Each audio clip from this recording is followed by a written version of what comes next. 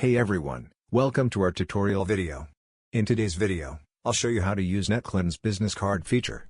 So to get started, go to your profile and select Business Cards option. Click on Generate or Upload Cards option from the plus sign on the bottom right in your Cards tab. Fill your details and contacts, add logo. The default logo is Netclan's logo. Choose a template from the available templates. You can preview the card and save if you like it, else choose another template and save when done. You can broadcast generated cards to the community to share the card or stop broadcast to stop sharing the card. Form broadcast or stop option. You will find broadcasted cards in Explore tab. View cards and swipe right to save any card or swipe left to ignore the card. If you have a card to upload, then choose Upload, select Gallery to choose a saved card, or take a pic of the available card by selecting Camera.